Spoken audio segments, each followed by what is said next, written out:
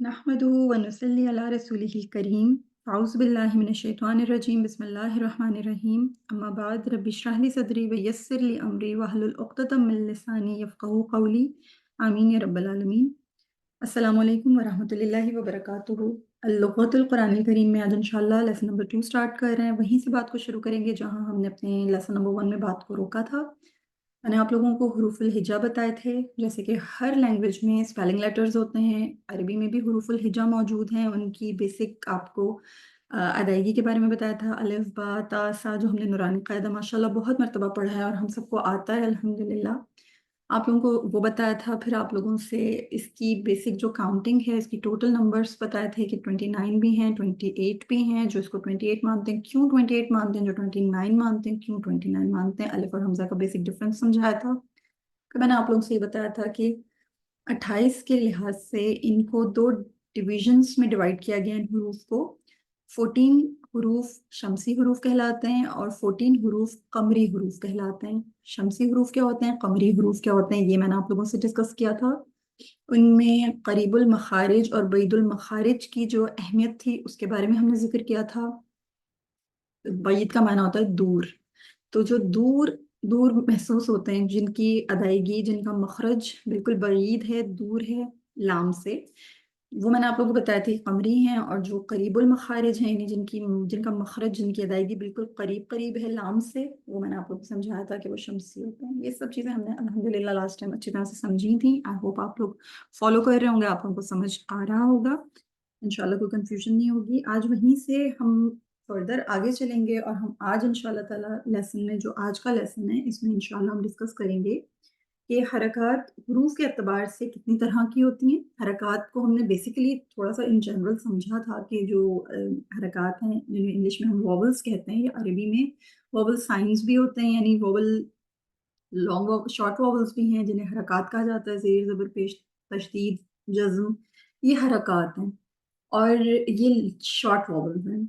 और इसी तरह से अरबी में जो लॉन्ग वॉवल्स हैं वो बेसिकली हुरूफ इल्लत कहलाते हैं। ये मैंने आप लोगों को बताया था सही हुरूफ क्या होते हैं और हुरूफ इल्लत क्या होते हैं, ये भी लेक्चर नंबर 1 में अल्हम्दुलिल्लाह हमने समझा था। तो वो लॉन्ग वॉवल्स होते हैं। तो बेसिकली इंग्लिश में भी वॉवल्स मौजूद हैं और जब तक कॉन्सोनेंट्स के साथ आप ए, ई, आई, ओ, यू का इजाफा नहीं करते हैं, यानी आप उनको ऐड नहीं करते हैं, आप कॉन्सोनेंट्स को रीड नहीं कर सकते। बिल्कुल इसी तरह से आप अरबी ग्रामर में जब तक हरकत नहीं लगाएंगे हुरूफ के ऊपर, आप हुरूफ को सही तरीके से अंडरस्टैंड नहीं कर सकेंगे। कुछ हम्बल जम्बल वर्ड्स, कुछ हम्बल जम्बल हुरूफ अगर मैं आपके सामने रखूं और मैं आपको कहूँ कि आप इनको अदा कीजिए, जैसे फॉर एग्जाम्पल मैं आपके सामने चंद हुरूफ रख रही हूँ। अब जो ज़ुबानदान है वो शायद इसको पढ़ लें, जिनको उर्दू से, अरबी से जिनको वास्ता है, जिनकी नेटिव लैंग्वेजेस हैं, वो इसको हरकत के बगैर यानी वॉवल्स के बगैर भी पढ़ सकते हैं, लेकिन जो नहीं जानते हैं उनके लिए इसको रीड करना फॉर श्योर मुश्किल है। इसी तरह से मैं आपके सामने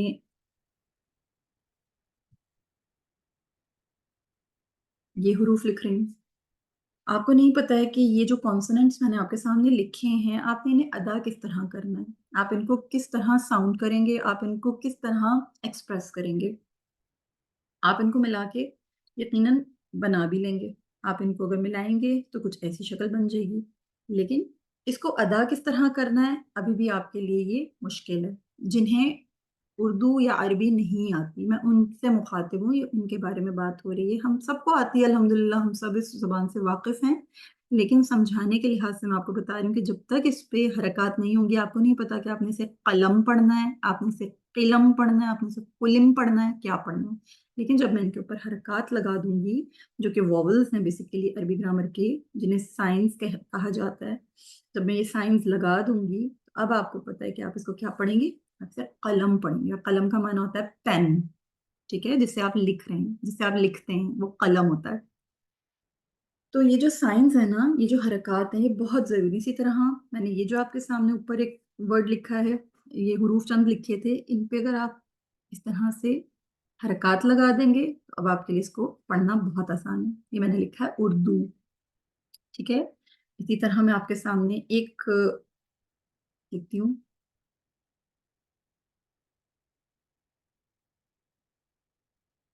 अब आप इसको मैं कहूँ कि पढ़ें, تو اب آپ میں سے بہت سے ہیں جو اس کو بیسیکلی کیا پڑھیں گے، اس کو پڑھیں گے اس طرح سے، کچھ اس طرح سے آپ اس کو پڑھیں گے۔ حرکات کی موجودگی کے بغیر آپ میں سے چند اس کو پڑھیں گے موٹو، اور بعض اس کو پڑھیں گے موٹو، ٹھیک ہے؟ موٹو کہیں گے تو وہ ایک بوائے کے لیے استعمال ہو رہا ہے، موٹو ہم اکثر اس کو استعمال کرتے ہیں، یہ بہت ہی ایک عام فہم اور بہت ہی یوں کہہ لیجیے کہ نارمل سے ایک اصطلاح ہے جو کسی موٹے گول مٹول بچے کے لیے استعمال کی جاتی ہے کہ موٹو۔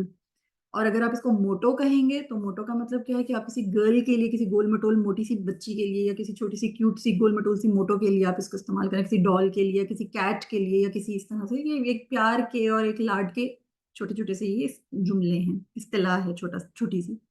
موٹو آپ بوائے کے لیے استعمال کرتے ہیں، یعنی کسی بھی بچے کے لیے استعمال کر سکتے ہیں۔ موٹو آپ کسی بچی کے لیے استعمال کر سکتے ہیں، کسی بلی کے لیے استعمال کر سکتے ہیں۔ تو دیکھیں ایک چھوٹا سا ایک ورڈ ہے، لیکن کیونکہ موٹو اور موٹو، ٹھیک ہے، ٹو، یہ جو ٹو ہے، موٹو اور موٹو، کتنا فرق آ گیا صرف اور صرف کس کی وجہ سے؟ حرکت کی وجہ سے۔ یہ حرکات اتنی اہمیت کی حامل ہیں کہ میں آپ کو اس کی تھوڑی سی بیک گراؤنڈ بھی سمجھا دوں کہ اس کی ہماری قرآن کی زبان میں کس قدر اہمیت ہے۔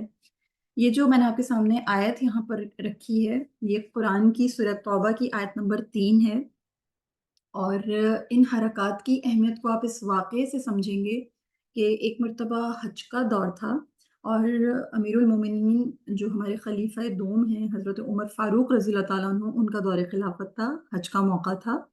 انہوں نے بیت اللہ میں ایک شخص کو سورہ توبہ کی یہ آیت نمبر 3 تلاوت کرتے ہوئے سنا، جس کا یہ حصہ وہ تلاوت کر رہا تھا وہ شخص، ان اللہ بری من المشرکین ورسولہ۔ اس کا ترجمہ یہ ہے کہ یقیناً اللہ بری ہے مشرکین سے اور اس کا رسول بھی۔ یہ جو رسولہ کے آگے جو بری ہے نا، یہ حذف ہوا ہوا ہے، انشاءاللہ آگے کا لیول ہے، آپ لوگ انشاءاللہ ایک وقت آئے گا سمجھیں گے کہ یہ کیا ہے، کس طرح سے لکھا ہوا ہے۔ تو اس کا ترجمہ یہ ہے کہ اللہ تعالیٰ، یقیناً اللہ تعالیٰ بری ہے، اللہ تعالیٰ بیزار ہے، بری ہے مشرکین سے، اور اس کا رسول بھی بری ہے مشرکین سے۔ لیکن کیونکہ وہ اجمی شخص تھا جب وہ تلاوت کر رہا تھا، تو اس نے اس رسول کو بائی مسٹیک ان انٹینشنلی اس نے اس طرح تلاوت کیا، و رسولہ۔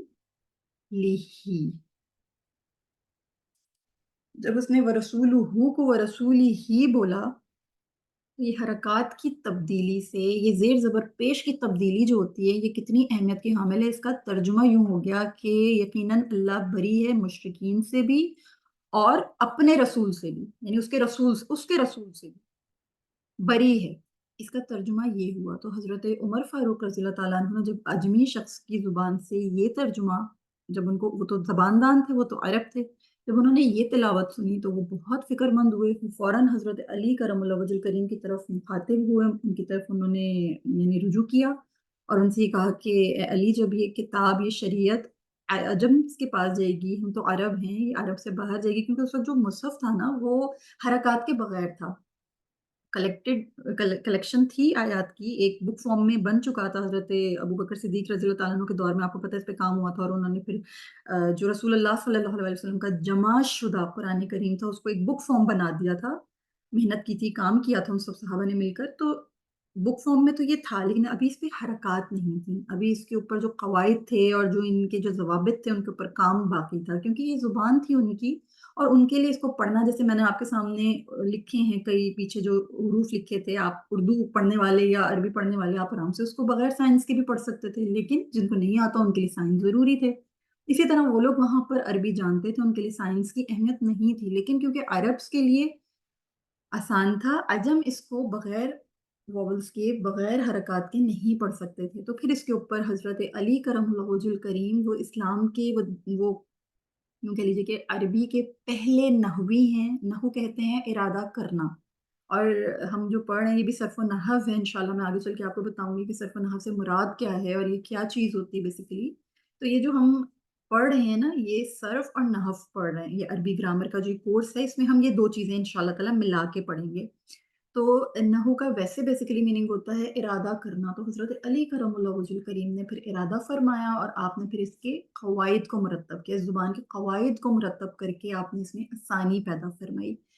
پھر اس کے اوپر بہت کام ہوا. پھر آگے چل کے حضرت علی کرم اللہ وجہ کریم کا جب دور خلافت آیا، جب آپ امیر المومنین فائز ہوئے، تو آپ کے ایک صحابی تھے جن کا نام تھا ابو الاسود الدولی. تو ان کو پھر آپ نے یہ حکم دیا تھا کہ آپ اب اس کے اوپر مزید کام کیجئے، اس کو پرمرائز کیجئے، اس پوری لینگویج کو، اس لغہ کو، اور اس کے اندر مزید جو تشکیل کے قواعد ہیں، یعنی جو لانگ واول، شارٹ واول، اور تشکیل جو کرنی ہے، اور جو نقط یعنی نقطے، جو چھوٹے نقطے، بڑے نقطے، موٹے نقطے، اور بالکل چھوٹے چھوٹے سے ڈاٹس، ان ساری چیزوں کی اب آپ جو ہے وہ مزید فردر ڈیٹیلنگ کیجیے. تو پھر ابو الاسود الدولی جو ہیں انہوں نے پھر اس کو جو ہے کیا تھا، اس پہ کام کیا تھا حضرت علی کرم اللہ وجہ کریم کے حکم سے. تو کہنے کی بات یہ ہے کہ یہ حرکات اتنی اہمیت کی حامل ہیں کہ ہم ان کو اگنور نہیں کر سکتے. ان سے پورے کا پورا ورڈ ہی چینج ہو جاتا ہے. میں آپ کے سامنے ایک چھوٹی سی اگزامپل رکھتی ہوں، آپ اس کو تھوڑا سا انگلش کے اعتبار سے بھی سمجھنے کی کوشش کیجیے. میں آپ کے سامنے رکھتی ہوں تاکہ ہمارے ذہنوں میں تھوڑا سا ایک اور بھی پکچر جو ہے وہ کلیئر ہو جائے. میں آپ کے سامنے رکھتی ہوں. دیکھیں، میں آپ لوگوں کے سامنے یہ رکھ رہی ہوں، یہ کانسوننٹس ہیں، ٹھیک ہے. میں آپ کو کہتی ہوں کہ اس کو پڑھیں. آپ اس کو نہیں پڑھ سکتے کیونکہ آپ کو پتہ ہے انگلش میں بھی واولز ہیں. ان واولز کے بغیر آپ کانسوننٹس کو کبھی بھی صحیح طریقے سے ارینج نہیں کر سکتے، آپ ساؤنڈ نہیں کر سکتے، آپ کوئی بھی ورڈ پروڈیوس نہیں کر سکتے. ورڈ کو پروڈیوس کرنے کے لیے کانسوننٹس کے ساتھ آپ کو واولز کی ضرورت پڑتی ہے. یعنی کانسوننٹس جو ہیں وہ بیسیکلی کیا ہیں، آپ کے پاس حروف ہیں، اور عربی میں صحیح حروف جو ہیں انہیں بیسیکلی ہم کانسوننٹس کہتے ہیں، جو کہ 25 ہیں. میں نے آپ لوگوں کو لاسٹ اپنے لیکچر میں یہ چیز نمبر 1 لیکچر میں یہ بتائی ہے، ٹھیک ہے نا. جو صحیح حروف ہیں وہ 25 ہیں، 25 ہیں، اور وہ کانسوننٹس ہیں. تو حروف کو آپ کبھی بھی حرکات کے بغیر نہیں پڑھ سکتے. جیسے میں آپ کو کہتی ہوں کہ آپ اس کو پڑھیں، آپ نہیں پڑھ سکتے، لیکن جب میں آپ کو کہوں گی اس کو پڑھیں، اب آپ اس کو پڑھ سکتے ہیں. اس کا یہ میں نے لکھا ہے پیٹ، آپ نے اس کو ایزیلی پڑھ لیا. اسی طرح اگر میں آپ کو بولوں اس کو پڑھیں، آپ نہیں پڑھ سکتے، لیکن میں لکھوں، اب آپ اس کو پڑھ سکتے ہیں. اب آپ کو اس کا میننگ بھی سمجھ میں آ رہا ہے اور آپ اس کو ایزیلی ادا بھی کر پا رہے ہیں. پھر میں اسی طرح سے آپ کو بولوں اب پڑھیں، آپ اس کو آرام سے پڑھ سکتے ہیں. میں یہاں پہ اس کو ریپلیس کر دوں او سے، تو بھی آپ اس کو پڑھ سکتے ہیں. میں اس کو ریپلیس کر دوں یو سے، یو لکھ لوں، تو بھی آپ اس کو پڑھ سکتے ہیں. یعنی اب یہ آپ کے لیے بہت ہی آسان ہو گیا ہے، ویزیبل ہے اور انڈرسٹینڈیبل ہے. یعنی حروف اور حرکات یہ دو اتنی اہم چیزیں ہیں کہ ان سے مل کر ہی کوئی چیز آپ پڑھ سکتے ہیں، کوئی چیز بن سکتی ہے. اور سبحان اللہ، عربی زبان پڑھ رہے ہیں تو ہمیں یہ بات پتہ ہونی چاہیے کہ جو حرکات جنہیں زیر زبر پیش تشدید ہم یوزولی کہتے ہیں، ان حرکات اور جو ابھی جو لیٹرز ہم پڑھ رہے تھے، حروف یعنی حرف کی جمع حروف، ان کے ساتھ مل کر جو چیز وقوع پذیر ہوتی ہے، یا جو چیز سمجھ لیجئے کہ سامنے آتی ہے، بنتی ہے، وہ چیز کہلاتی ہے لفظ. ٹھیک ہے. لفظ بیسیکلی ورڈ کو کہتے ہیں، اور انگلش میں ہم اس کو کہتے ہیں آرٹیکولیشن. ٹھیک ہے. یعنی میری زبان جو چیز بھی میرے منہ سے باہر پھینکے گی نا، وہ لفظ ہے. اور عربی میں لفظہ کہتے ہیں پھینکنا. میری زبان جو چیز بھی میرے منہ سے باہر پھینک رہی ہے وہ لفظ ہے. اب زبان تو اللہ تعالیٰ نے جانوروں کو بھی دی ہے، وہ بھی کچھ نہ کچھ اپنے منہ سے باہر پھینک رہے ہیں. تو کیا وہ سارے لفظ جو ہیں وہ سمجھ میں آنے والے ہیں، وہ ہم سمجھ پا رہے ہیں؟ نہیں، ہم نہیں سمجھ پا رہے، کیونکہ لفظ بھی بنیادی طور پہ 2 طرح کے ہوتے ہیں. میری زبان اگر میرے منہ سے نکال رہی ہے ٹن ٹناٹن، تو آپ ٹن کو الگ ڈھونڈیں، ٹنا کو الگ ڈھونڈیں، ٹن کو الگ پھر دوبارہ ڈھونڈیں. آپ کسی بھی ڈکشنری میں ڈھونڈیں، آپ کو یہ نہیں نظر آئیں گے، ان کے کوئی میننگ آپ کو نہیں نظر آئیں گے. یا مائیں اپنے بچوں کو اکثر پیار سے کہتی ہیں میرا پالا پالا بیبی. اب آپ پالا پالا ان کو ڈھونڈتی پھریں، جتنی مرضی آپ ڈکشنری ٹٹول لیں، کھنگال لیں، آپ کو ان کے کوئی میننگس نہیں ملیں گے، کیونکہ یہ وہ لفظ ہیں جو بیسیکلی کیا ہیں، مہمل، میننگ لیس. ان کے میننگس نہیں ہیں. تو میری زبان جو بھی میرے منہ سے باہر پھینکے وہ لفظ ہیں. لفظہ کا معنی یہ ہوتا ہے باہر پھینکنا، یعنی پھینکنا. لفظہ اسی سے یہ لفظ ہے. اور لفظ عربی گرامر اس کا یعنی عربی کا یہ لفظ ہے، عربی اس کا اوریجن ہے، اس کی پلورل ہوتی ہے الفاظ، اور اردو میں ہم استعمال کرتے ہیں. یہ بہت کامن ہے، ہمیں پتہ ہے لفظ کی جمع ہوتی ہے الفاظ، اور الفاظ سے مل کر ہی بہت سارے جملے بنائے جاتے ہیں، اور الفاظ کی جو کلیکشن ہوتی ہے وہی ہمارے پاس بیسیکلی کیا ہے، ہماری اسپیچ ہے. تو 2 طرح کے الفاظ ہوتے ہیں، لفظ کو دو کیٹیگریز میں ڈیوائڈ کیا ہوا ہے. بے معنی بے مقصد لفظ کو محمل کہا جاتا ہے، لیکن اگر میں آپ کے سامنے اپنی زبان سے لفظ ادا کر رہی ہوں جس کا جس طرح، جیسے فار ایگزامپل میں کہہ رہی ہوں رسول، جیسے میں کہہ رہی ہوں کتاب، نور، میں کہہ رہی ہوں آپ کے سامنے مسجد، تو یہ وہ لفظ ہے، میری زبان نے وہ لفظ آپ کے سامنے ادا کیا، میرے منہ نے میری زبان کی مدد سے وہ لفظ باہر یعنی خارج کیا ہے جس کا کوئی میننگ ہے. یہ با معنی لفظ ہے، اس کا کوئی میننگ ہے. تو ایسے سارے لفظ جو ہوتے ہیں یہ کہلاتے ہیں موضوع. ٹھیک ہے، انہیں ہم کہتے ہیں موضوع. یہ موضوع. اب کیونکہ ہم قرآن کریم پڑھ رہے ہیں لہٰذا ہمیں اچھی طرح پتہ ہے کہ محمل کے لیے ہمارے پاس بالکل بھی گنجائش نہیں ہے. قرآن کریم میں کوئی لفظ محمل ہو ہی نہیں سکتا. یہ ایسا کلام ہے کہ جس کے اندر محمل کی گنجائش ہی نہیں ہے. تو جو کچھ بھی ہم پڑھ رہے ہیں، جو کچھ بھی ہم دیکھ رہے ہیں، جو کچھ بھی ہم سن رہے ہیں قرآن کریم کے متعلق اور قرآن کریم کے حوالے سے، وہ سب کا سب موضوع ہے. ہر لفظ موضوع ہے. ٹھیک ہے. اب ہم آتے ہیں کہ ہم کیونکہ قرآن کریم کے موضوع کلمات کی طرف آ رہے ہیں اور ہمیں یہ پتہ ہونا چاہیے کہ جتنے بھی قرآن کریم کے لفظ ہیں جو کہ بیسیکلی بنیادی طور پہ موضوع ہیں، انہیں عربی کی اصطلاح میں کیا کہا جاتا ہے؟ انہیں عربی کی اصطلاح میں کہا جاتا ہے بیسیکلی کلمہ. ٹھیک ہے، کلمہ. کلمہ، یہ جو کلمہ ہے نا، یہ بہت خاص چیز ہے کیونکہ کلمہ اس کی پلورل ہوتی ہے کلمات. کلمات کا مجموعہ مل کے کلام بناتا ہے. یعنی کوئی بھی کلام کلمات کے مجموعے کے ساتھ بنتا ہے. یعنی بہت سارے کلمات جب ملتے ہیں تو ایک کلام وجود میں آتا ہے. اور ہم اللہ کا کلام پڑھ رہے ہیں، ہم رب العالمین کا کلام سیکھ رہے ہیں، انشاءاللہ تعالیٰ اس کی زبان کو سمجھنے کی کوشش کر رہے ہیں، اس کی لغہ کے اوپر غور و فکر کر رہے ہیں. اللہ ہم سب کو آسانی دے، برکت دے. تو ہمیں یہ جاننا بہت ضروری ہے کہ قرآن کریم میں کتنے قسم کے کلمات موجود ہیں. ٹھیک ہے، اس کلام کی فاؤنڈیشن کتنے ٹائپ کے کلمات کے اوپر بیس کرتی ہے. یوزولی یہ جو کلمہ ہے نا، یہ ہر لینگویج میں ہوتا ہے. ظاہر سی بات ہے لفظ تو ہر لینگویج میں ہے. یعنی بہت ساری کلیکشن آف لیٹرز کے ساتھ کلیکشن آف لیٹرز نے مل کے کیا کیا، ایک ورڈ بنا دیا. اور ورڈ جو ہے وہ جب ورڈ کی کلیکشن ہوگی تو پھر سینٹینس بن جائے گا. ٹھیک ہے، وہ سینٹینس جو ہوگا وہ کسی نہ کسی، یعنی اس کے اندر بہت سے اس کے پارٹس ہوں گے، بہت سے اس کے جزیات ہوں گی، اس کے اندر بہت سے اس کے انگریڈینٹس ہوں گے جن کے ساتھ مل کے وہ ایک سینٹینس بنا ہے، جن کے اوپر جن پہ وہ بیس کر رہا ہے. اس کے اندر بہت ساری اور بھی چیزیں ہوں گی جن سے مل کر وہ ایک اسپیچ بنی ہے. تو پارٹ آف اسپیچ انگلش میں بیسیکلی ہم نے پڑھے ہیں انگلش گرامر، الحمدللہ اتنی ہمیں واقفیت ہے کہ 8 یا 9 ہیں. ٹھیک ہے، جیسے کہ اس میں ناؤنز ہوتے ہیں، پرو ناؤنز ہوتے ہیں، ایڈوربز ہوتے ہیں، ایڈجیکٹیوز ہوتے ہیں، انٹرجیکشنز ہوتے ہیں، اور پرپوزیشنز ہوتی ہیں، اور بھی بہت کچھ ہوتا ہے، آرٹیکلز ہوتے ہیں وغیرہ. تو یہ 8 یا 9 ہوتے ہیں. ٹھیک ہے. بہت ساری اور لینگویجز بھی ہیں، جیسے کہ فرینچ ہے، جیسے کہ جاپنیز ہے، جیسے کہ چائنیز ہے، جیسے کہ لیٹن ہے. یہ ساری وہ لینگویجز ہیں جن میں بہت سارے پارٹ آف اسپیچز مختلف انداز میں موجود ہیں. عربی کی، اردو کی اور پرشین کی بیوٹی یہ ہے، اس زبان کی، ان تینوں زبانوں کی خاصیت یہ ہے اور ان میں سملیرٹی یہ ہے کہ ان کا جو پارٹ آف سپیچ ہے نا، وہ صرف اور صرف 3 کلمات کے اوپر بیس کرتا ہے. یعنی بہت سارے کلمات نہیں ہیں ان کے اندر صرف 3 کلمات ہیں. اور لکیلی ہمیں بھی صرف 3 ہی کلمات کو پڑھنا ہے. وہ 3 کلمات کون سے ہیں؟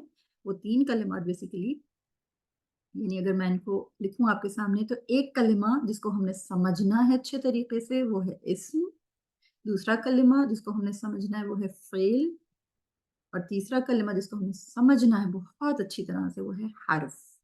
یہ حرف جو ہے نا، یہ وہ حرف یا یہ وہ حروف نہیں ہیں جن کو ہم اے بی سی ڈی یا الف با تا سا جو حروف الہجا ہیں، یا ہم حروف تہجی جیسے الف بے تے پے ٹے سے ہم لوگ پڑھتے ہیں. یہ وہ چیز نہیں ہے. یہ حرف جو ہیں یہ اسپیسیفک ہیں اور یہ بہت ہی خوبصورت اور بڑی ہی ایزی ہیں. جیسے پرپوزیشنز ہوتی ہیں، آپ نے دیکھی ہوں گی پرپوزیشنز انگلش میں، in, an, out, sorry in, on, at, from, by, یہ ساری کیا ہیں؟ پرپوزیشنز ہیں انگلش کی. اسی طرح عربی گرامر میں بھی پرپوزیشنز ملیں گی آپ کو، جیسے الا، الا، من، من، یہ ساری پرپوزیشنز ہیں. یہ آپ جب پڑھیں گے تو آپ کو پھر انشاءاللہ تعالیٰ یہ بہت اچھی طرح سے سمجھ میں آئیں گی. ٹھیک ہے. تو ہم نے بیسیکلی 3 کلمات کو پڑھنا ہے، اسم، فعل اور حرف۔ بس یہ 3 ہم پڑھ لیں گے، ہمیں اللہ کا کلام انشاءاللہ تعالیٰ ان کو ایک ایک کر کے ہم سمجھ لیں گے، ان کے ہم گرامیٹیکل رولز کو سمجھ لیں گے، یہ کس طرح سے گرامرائز ہوئے ہیں، ہم ان میکینکس کو انڈرسٹینڈ کر لیں گے، تو ہمیں کلام کے اوپر انشاءاللہ انشاءاللہ انشاءاللہ اللہ کے اوپر بھروسہ کرتے ہوئے آپ سے بہت ذمہ داری سے کہہ رہی ہوں کہ آپ کو کلام کے اوپر گرپ آ جائے گی، آپ اس کلام کو سمجھنے لگیں گے۔ دیکھیں اس کے احکامات کو، اس کی گہرائیوں کو، اس کی ڈیپتھ کو بہت ٹائم لگتا ہے، زندگیاں لگ جاتی ہیں سمجھتے ہوئے، لیکن ایٹ لیسٹ میں آپ کو لغہ کے اعتبار سے یقین دلا رہی ہوں ذمہ داری کے ساتھ کہ لغہ آپ کی سمجھ میں آنا شروع ہو جائے گی، لینگویج آپ کی سمجھ میں آنا شروع ہو جائے گی، اور جب تک آپ کو لینگویج سمجھ میں نہیں آئے گی آپ فردر آگے نہیں بڑھ سکتے، آپ کنیکٹ نہیں کر سکتے۔ آپ کتاب و سنت کے ساتھ اس وقت کنیکٹ کریں گے جب آپ کو لینگویج سمجھ میں آئے گی، تو انشاءاللہ ان کلمات کو، ان 3 کلمات کو سمجھ کے ہمیں لینگویج سمجھ میں آنا شروع ہو جائے گی انشاءاللہ۔ اسم کے اندر ہمیں بیسیکلی کیا پڑھنا ہے؟ اسم کے اندر ہمیں بیسیکلی بنیادی طور پر ناؤنس کے بارے میں پڑھنا ہے۔ آپ کو پتہ ہے انگلش میں ناؤنس کیا ہوتے ہیں، اسم سے آپ کو اندازہ، اور اردو میں جب ہم بہت فارمولوں کی بات کرتے ہیں، بڑی تکلف کی ہم جب گفتگو کر رہے ہوتے ہیں، تو اس میں ہم کہتے ہیں آپ کا اسم گرامی کیا ہے، یعنی نام۔ تو ناؤن جو ہوتا ہے وہ آپ کو پتہ ہے کہ کسی اسپیسیفک چیز کا، کسی جگہ کا، کسی شخص کا اسپیسیفکلی جو نام ہوتا ہے اس کو ہم ناؤن کہتے ہیں۔ A name of particular person, place and thing is called noun، ٹھیک ہے؟ تو اس میں ہم عربی میں بھی اسی طرح سے نام کے بارے میں جانیں گے، ناؤن کے بارے میں جانیں گے، پھر پروناؤنس کے بارے میں جانیں گے۔ ناؤن پڑھیں گے تو پروناؤنس بھی پڑھیں گے۔ پروناؤنس کیا ہوتی ہیں؟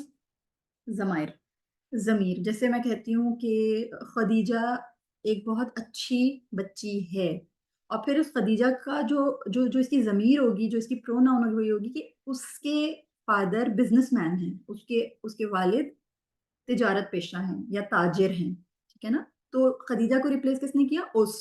تو یہ پروناؤنس ہوتی ہیں، یہ عربی گرامر میں بھی استعمال ہوئی ہیں۔ یہ جو ہم بولتے ہیں نا، رضی اللہ تعالیٰ عنہ، رضی اللہ تعالیٰ عنہا، ٹھیک ہے؟ یہ جو ہم بات کر رہے ہوتے ہیں السلام علیکم، یہ کم کیا ہے؟ یہ یعنی یہ ساری چیزیں انشاءاللہ آپ کو پتہ چلیں گی، یہ ضمائر ہیں، یہ آپ لوگوں کو سمجھ میں آئیں گے انشاءاللہ، ٹھیک ہے؟ تو یہ چیز ہو گئی۔ پھر اس کے اندر ہم نے مزید اور کیا پڑھنا ہے؟ ہم نے صفات پڑھنی ہے، یعنی ایڈجیکٹیوز پڑھنے ہیں۔ کسی بھی خوبی کا نام، چاہے وہ اچھی ہے چاہے وہ کوئی خامی ہے، خامی ہو خوبی، ان کے جو نام ہوتے ہیں انہیں صفات کہا جاتا ہے۔ کسی کی خوبی بیان کرنا، کسی کی خامی بیان کرنا، یہ بھی ایڈجیکٹیوز ہم اسم کی کیٹیگری میں پڑھیں گے۔ پھر ایک چیز جو ہمیں اردو میں بھی پڑھائی جاتی ہے وہ کہلاتی ہے بیسیکلی مصدر۔ مصدر کا کیا معنی ہے؟ مصدر ہوتا ہے، اور یہ فارسی میں بھی استعمال کی جاتی ہے۔ مصدر کہتے ہیں انفینیٹیوز کو۔ انفینیٹیوز یعنی کہ انفینیٹیوز یعنی کہ ٹو ڈو، کرنا، کسی کام کو کرنا۔ کیونکہ یہ کام کا نام ہوتا ہے لہٰذا یہ بھی ہم اسم کی ہی کیٹیگری میں پڑھیں گے۔ جیسے میں پڑھا رہی ہوں، آپ پڑھ رہے ہیں، لیکن اس کام کا ایک نام ہے، اور وہ نام کیا ہے؟ پڑھانا، ٹھیک ہے؟ پڑھانا یہ ایک نام ہے، کام کا نام ہے۔ میں لکھ رہی ہوں، آپ لکھ رہے ہیں، لیکن اس کا ایک نام ہے، وہ ہے لکھنا، ٹھیک ہے؟ لکھنا ایک کام ہے، اور یہ کام کا نام ہے، کیونکہ نام ہے لہٰذا ہم اس کو کس میں پڑھیں گے؟ اسم کی کیٹیگری میں پڑھیں گے، ٹھیک ہے؟ تو جتنے بھی انفینیٹیوز ہوں گے سونا، جاگنا، آنا، جانا، کھانا، پینا، بیٹھنا، بات کرنا، جس کے بھی آخر میں نا یعنی ٹو ڈو، کرنا، کسی بھی چیز کو کرنا، وہ مصدر ہوتے ہیں، اور وہ تمام کے تمام ہم کن کی کیٹیگری میں پڑھتے ہیں؟ ہم اسم کی کیٹیگری میں پڑھتے ہیں۔ پھر ہم ایکسپریشنز کو بھی انشاءاللہ تعالیٰ اسم کی کیٹیگری میں پڑھیں گے۔ آپ جیسے جیسے انشاءاللہ تعالیٰ اس میں داخل ہوتے جائیں گے آپ کو چیزیں سمجھ میں آتی چلی جائیں گی۔ تو یہ کلمہ ہمیں بہت سمپلی سمجھ میں آئے گا، بہت آسانی سے سمجھ میں آئے گا، اللہ پہ بھروسہ کر کے ہم نیکسٹ لیکچر میں انشاءاللہ اسم کو ہی کھولیں گے۔ پھر اس کے علاوہ فعل آپ کو پتہ ہے فعل کیا ہوتا ہے؟ وربس، ٹھیک ہے؟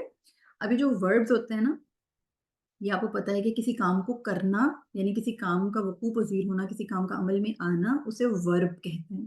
کام کو کرنا اس کا نام ہوتا ہے، یعنی ٹو ڈو جو ہے انفینیٹیوز، یہ کام کو کرنا۔ لیکن میں جب کہہ رہی ہوں سونا، لکھنا، پڑھنا، اس میں آپ کو ٹائم تو نہیں پتہ چل رہا، میں تو صرف یہ کہہ رہی ہوں لکھنا۔ اب آپ کیا سمجھ رہے ہیں؟ میں ماضی کی بات کر رہی ہوں، میں حال کی بات کر رہی ہوں، میں مستقبل کی بات کر رہی ہوں، آپ اس میں ٹائم فریم نہیں سمجھ پا رہے۔ ورب کی بیوٹی کیا ہوتی ہے کہ ورب آپ کو ٹائم بھی بتا رہا ہوتا ہے۔ ورب کے اندر آپ کو ٹائم بھی پتہ چل رہا ہوتا ہے، یعنی فعل جب کوئی فعل ہو رہا ہو، کوئی کام ہو رہا تو آپ کو یہ پتہ ہونا چاہیے اور پتہ ہوتا ہے کہ وہ ماضی میں ہوا ہے، وہ مستقبل میں ہوا ہے یا وہ حال میں ہوا ہے، یعنی مستقبل میں ہوگا یا حال میں ہوا ہے۔ تو ورب کے اندر جب ہم کسی کام کے ہونے کو دیکھتے ہیں، یعنی کوئی کام ہوتا ہے، کوئی عمل پذیر ہوتا ہے کوئی کام، اپنے وقت کی قید کے ساتھ ہمیں اس کا علم حاصل ہوتا ہے، یعنی ہم جان لیتے ہیں کہ یہ ماضی کا صیغہ ہے، یہ حال کا صیغہ ہے یا یہ مستقبل کا صیغہ ہے، یہ کب ہوا ہے یہ کام۔ تو فعل اور مصدر میں یہ بہت بنیادی ڈفرنس ہے کہ ایک مصدر یعنی انفینیٹیوز ٹو ڈو کسی کام کے کرنے کا نام ہوتا ہے، اس لیے اس کو اسم کی کیٹیگری میں پڑھا جاتا ہے، جبکہ فعل آپ کو زمانہ بھی بتاتا ہے، اس لیے اس کو بالکل سپریٹلی پڑھا جاتا ہے۔ انشاءاللہ جب ہم فعل پڑھیں گے تو آپ کو یہ فردر ڈیٹیلز اللہ کے حکم سے ضرور ملیں گی۔ آپ وربس پڑھیں گے تو اس کا مطلب یہ نہیں اس میں ہم ایڈوربس بھی پڑھیں گے، ہم ایڈوربس بھی اسم نہیں پڑھیں گے، ہم ایڈوربس یہاں پہ نہیں پڑھیں گے، یہاں صرف ہم فعل پڑھیں گے، یہاں صرف ہم وربس پڑھیں گے۔ Got it? پھر حرف ایک ایسا بیسیکلی پارٹیکل ہوتا ہے، جیسے میں آپ کو کہتی ہوں آن، جس کو پر کہتے ہیں۔ اب میں آپ کو 20 لاکھ دفعہ بھی کہوں گی نا پر آن، آپ کو سمجھ میں نہیں آئے گا، لیکن میں آپ کو کہوں گی کہ آن ٹائم، آپ کو فوراً سمجھ میں آ جائے گا۔ میں آپ کو کہوں گی ٹیبل پر، آپ کو فوراً سمجھ میں آ جائے گا۔ تو یہ پراپوزیشنز کی جو عربی گرامر کی پراپوزیشنز ہیں نا، یہ آپ کو بغیر کسی ہیلپر کے، ان کو ایک اٹیچمنٹ چاہیے ہوتی ہے، چاہے وہ اٹیچمنٹ ناؤن کی فارم میں، اسم کی فارم میں ہو، چاہے وہ اٹیچمنٹ فعل کی فارم میں، آپ کو چاہیے ہوتی ہے۔ یعنی حرف کے لیے آپ کو اٹیچمنٹ چاہیے، اگر آپ کو وہ اٹیچمنٹ نہیں ملے گی تو یہ اپنا جو اس کا ایکسپریشن ہوتا ہے وہ اچھے طریقے سے آپ کے اوپر کلیئر نہیں کر پاتا۔ یہ ایسے حروف ہیں جو بغیر اسم یا بغیر فعل کے انڈرسٹینڈیبل نہیں ہوتے، ان کو ضروری ہے کہ ان کے ساتھ یہ اٹیچمنٹ موجود ہو، یا اسم یا فعل، اس کے بغیر یہ اپنا میننگ ایکسپریس نہیں کر پاتے۔ Got it? جیسے میں نے ابھی آپ کو اگزامپل دی ہے کہ آن ٹائم، اگر میں خالی آن کرتی رہوں آپ کو سمجھ ہی نہیں آئے گا میں کیا کہنا چاہ رہی ہوں۔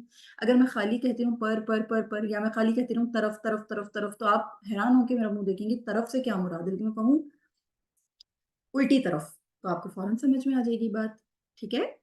تو یہ بنیادی چیزیں ہیں جو ہمیں بیسیکلی کلمہ کے طور پر پڑھنی ہے، اور جب ہم قرآن کریم کی کلمہ کی بات کریں گے تو یہ بات یاد رکھیے گا کہ انشاءاللہ یہ بہت آسان اور بہت سمپل ہے، کیونکہ اللہ تعالیٰ نے فرما دیا وَلَقَدْ يَسَّرْنَا الْقُرْآنَ لِلذِّكْرِ فَهَلْ مِن مُدَّكِّرٍ، اللہ نے اس کو آسان فرما دیا، لہٰذا اس کو سمجھنا انشاءاللہ بہت آسان ہے، ہمیں کچھ مشکل نہیں ہے، ہم ان چیزوں کو انشاءاللہ تعالیٰ بہت اچھے طریقے سے سمجھیں گے، اور اگلے لیکچر میں انشاءاللہ تعالیٰ ہم اسم سے بات کو شروع کریں گے۔ ایک چھوٹی سی اور بنیادی بات جو میں آپ لوگوں کے ساتھ حرکات سے متعلق جلدی سے کرنا چاہوں گی وہ یہ ہے کہ دیکھیں بیسیکلی میں آپ لوگوں سے حرکات کی بات کروں تو کچھ اصطلاحات ہیں، یعنی کچھ ٹرمنالوجیز ہیں جو میں آپ لوگوں کے سامنے ضرور رکھنا چاہوں گی، وہ آپ لوگوں کو معلوم ہونی چاہیے، ان کے بغیر آپ لوگوں کو تھوڑی سی ہو سکتا ہے آگے جا کے کنفیوژن ہو۔ حروف کے اعتبار سے نا ہم نے حرکات کو بیسیکلی کچھ سمجھنے کے لیے ہم نے کچھ ان کی وہ بنائی ہوئی ہیں، لائک ان کی پہچان بنائی ہوئی ہے، ٹھیک ہے، علامتیں بنائی ہوئی ہیں۔ یہ جو زیر زبر پیش تشدید ہوتی ہے نا، جس کو ہم کہتے ہیں زبر، زیر اور یہ پیش، ٹھیک ہے، یہ بیسیکلی عربی گرامر میں ان کو ہم کہتے ہیں بیسیکلی، یہ ہوتی ہے فتحہ، ٹھیک ہے، یہ کہلاتا ہے زیر جو ہوتا ہے یہ عربی گرامر میں کہلاتا ہے کسرہ، اور یہ جو پیش ہوتا ہے اس کو ہم کہتے ہیں دمہ، ضمہ بھی کہتے ہیں، دمہ بھی کہتے ہیں، آپ کی مرضی، آپ اس کو جو بھی کہہ سکتے ہیں، کہنا چاہیں۔ ان کو عربی میں یہ تین حالتوں کو یعنی زبر، زیر اور پیش جو کہ شارٹ واولز ہیں، ان کو فتحہ، کسرہ، دمہ کہا جاتا ہے۔ فتحہ جب کسی حرف کے اوپر آئے گا، جیسے فار ایگزامپل یہ فتحہ عین کے اوپر آئے گا اور با کے اوپر آئے گا اور دال کے اوپر آئے گا تو یہ ورڈ بن جائے گا عبدہ، ٹھیک ہے۔ تو یہ عبدہ جو ہے یہ بیسیکلی کیسا ہے، یہ مفتوح ہے، اس کے اوپر فتحہ آ رہی ہے، اور ہم اپنی زبان میں اردو میں جس طرح سے ہم زبر کہتے ہیں تو یہ زبر والا یہ زبر والے حروف ہیں، اور یہ مفتوح حروف ہیں، ٹھیک ہے، یہ فتحہ کے ساتھ آ رہے ہیں۔ اسی طرح سے کسرہ کے ساتھ آپ ایگزامپل لے سکتے ہیں ابلی، ٹھیک ہے، ان تینوں حروف کے ساتھ جو ہے کسرہ آ رہی ہے، تو یہ ابلی جو ہے یہ بیسیکلی یہ مکسور ہیں، یہ سارے حروف مکسور ہیں کیونکہ ان پہ کسرہ ہے۔ اسی طرح دمہ کی آپ ایگزامپل لے لیجئے، اذن، اذن کے معنی ہوتا ہے کان، ٹھیک ہے، اذن، تو اذن کر دیجیے اس کو بھی اذن، ٹھیک ہے۔ تو یہ بیسیکلی یہ کون سے یہ مضموم ہیں، ان کے اوپر ضمہ آ رہی ہے، تو یہ مضموم یا مضموم ان کو کہتے ہیں. تو یہ وہ حروف ہیں جو مضموم ہیں لیکن ان سے مل کر ورڈز بن رہے ہیں. ایبلی بھی ورڈ ہے، عبدہ بھی ورڈ ہے، اذنو بھی ورڈ ہے، تو یہ ورڈز بن رہے ہیں. اور یہ جتنے بھی حروف ہیں یہ اس طرح سے ملا کے، یعنی ان کے اوپر جو حرکات ہیں، یہ حروف ایکچولی کیا ہیں؟ یہ متحرک حروف ہیں. متحرک یعنی کہ حرکات والے حروف ہیں، ان کے اوپر حرکات ہیں، اس لیے ان حروف کو کیا کہا جاتا ہے؟ متحرک. متحرک یعنی حرکات والے حروف. ٹھیک ہو گیا؟ اسی طریقے سے میں آپ لوگوں کے سامنے تھوڑا سا اور بتاتی ہوں کہ متحرک حروف ہوتے ہیں. پھر اسی طریقے سے آپ کے سامنے کچھ حروف ہوتے ہیں جن کو آپ کہتے ہیں مجزوم حروف. مجزوم حروف کیا ہوتے ہیں؟ جن کے اوپر یا تو ساکن ہوتی ہے، جس کو آپ کیا کہتے ہیں؟ جزم بھی کہتے ہیں عربی میں. ٹھیک ہے، ساکن یا جزم، ساکن یا پھر جزم. تو یہ جو حروف ہوتے ہیں نا جن کے اوپر ساکن موجود ہو یا جزم موجود ہو، ایسے حروف کو کہا جاتا ہے مجزوم حروف. یہ مجزوم ہوتے ہیں، مجزوم حروف. تو مجزوم حروف ہوں گے جن کے اوپر آپ کو جزم نظر آ رہی ہوگی. جسٹ سے فار ایگزامپل، اس کے لیے میں آپ کے سامنے ایگزامپل رکھتی ہوں. ایگزامپل آپ اس کی لے لیجئے انسان. جو نون ہے نا یہ مجزوم ہے کیونکہ اس کے اوپر جزم ہے. یا انسان کے علاوہ آپ ایک اور ایگزامپل میں آپ کے سامنے رکھ دیتی ہوں، آپ اس کو بھی لے سکتے ہیں کہ انسان کے علاوہ آپ لے لیجئے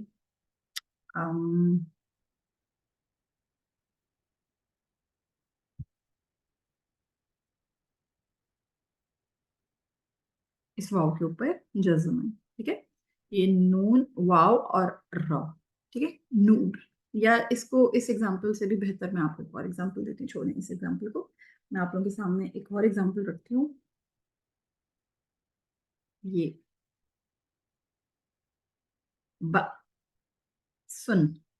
با سن کا مطلب ہوتا ہے یعنی کہ بہت ہی سخت قسم کی کوئی آپ کے اوپر جو ہے کوئی ریت جس کو کہتے ہیں، تو بہت ہی سخت قسم کی آزمائش، کوئی بہت ہی سخت قسم کی آپ کے اوپر کوئی جنگ مسلط ہو جانا، یا کوئی ریت، کوئی عذاب، کوئی تکلیف، کوئی پکڑ، کوئی پریشانی، اس کو باسن کہتے ہیں. ٹھیک ہے، سورہ کہف میں اس کا ذکر ہے نا، باسن شدید، یعنی کہ بہت سخت قسم کی پکڑ، بہت سخت قسم کی آزمائش اللہ تعالیٰ لیں گے. ٹھیک ہے نا، تو وہ سورہ کہف کے اندر کا ہی یہ بیسیکلی یہ ایک کلمہ ہے جو میں آپ کے سامنے رکھ رہی ہوں. تو یہ جو آپ کو نظر آ رہا ہے نا جزم اس الف کے اوپر، یہ بیسیکلی کیا ہے؟ یہ الف مجزوم ہے. ٹھیک ہے، اس الف کے اوپر آپ کو جزم نظر آ رہی ہے. تو ایسے حروف جو ہوتے ہیں مجزوم حروف ہوتے ہیں، ان کو مجزوم کہا جاتا ہے.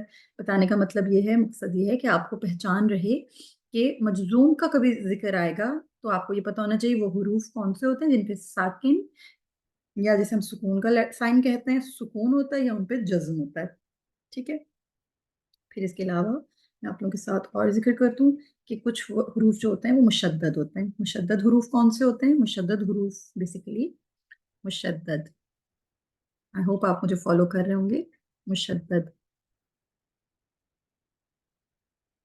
مشدد، مشدد وہ حروف ہوتے ہیں جن کے اوپر آپ کو کیا نظر آتی ہے؟ بیسیکلی تشدید. تشدید، تشدید یعنی یہ چھوٹا سا جو ڈبلیو ہوتا ہے نا، تشدید یعنی میں نے آپ کو بتایا نا کہ یہ تشدید ہوتی ہے، یہ بیسیکلی کیا ہوتی ہے؟ یہ حرف جو ہوتا ہے وہ زیادتی میں ہوتا ہے، وہ ڈبل ہوتا ہے. اس کی ایگزامپل میں آپ کو دیتی ہوں، یہ اس کو آپ ذہن میں رکھیے گا، یہ سائن ایسا ہوتا ہے، چھوٹا سا ڈبلیو ہوتا ہے. تو اس کی میں آپ کو ایگزامپل دیتی ہوں. فار ایگزامپل میں آپ کو کہتی ہوں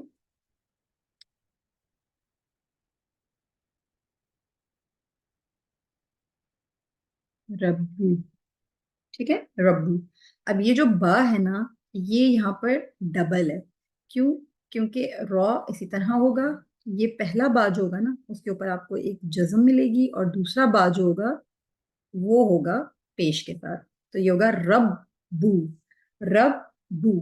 اگر یہاں پر فار ایگزامپل یہاں پر یہ سائن آ جائے ربا، تو پہلا با جو ہوگا نا وہ ہر صورت ہر حالت میں آپ کو مجزوم ہی ملے گا، جزم کے ساتھ ہی ملے گا، ساکن ہی ملے گا.